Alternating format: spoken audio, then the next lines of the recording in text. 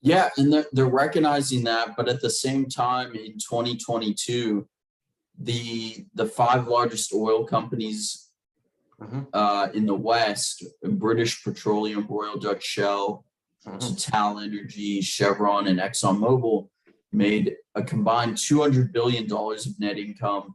And ExxonMobil in particular set a Western hemisphere record with 56 billion of the 200 in net income. So do you think this is really a short-term play by some of these institutions to get back into oil, or do you think they're really taking a stance on behalf of clients? Well, I mean, I'm someone who's very big in that into the industry. Like, something I'm a firm believer in is people are always going to need gasoline, oil. I mean, everything. The plastic that my water bottle is made of, this needs oil. Everything needs oil. It's always going to be a good industry. I mean, long term. I mean, until we run out of the stuff, and even then, I'm not sure we ever will, really. I'm sure by this point we're going to get some ways to go and use alternative biofuels or whatever. But at the end of the day, all of the petrochemical industry is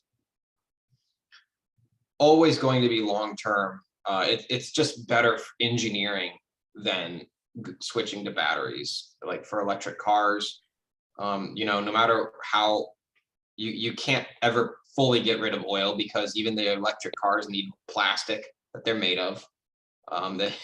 Plastic is not something that comes out of a tree. It's not something that comes out of solar panels. It's something that comes out of crude oil.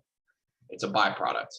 And so that it's always going to be a good idea to do that. Also, I mean, petrodollar is still alive and well. So oil is always going to be important in that way. And maybe it is a play for them to get into oil, because I'm guessing one of the things about ESG scores was it was specifically a way to try to de-incentivize oil and move to things like solar and wind and whatever else other stuff that is politically expedient. And I say politically expedient because, even petrochemical, you can have very clean energy from natural gas. People don't want to talk about that, but natural gas is extremely clean.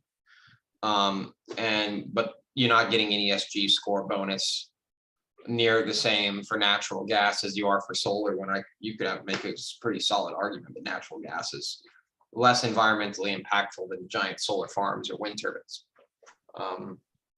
So it's maybe that is them calling out the ESG for not being legitimate and trying to get back into oil when there's when people aren't paying attention. That could be very smart play of them.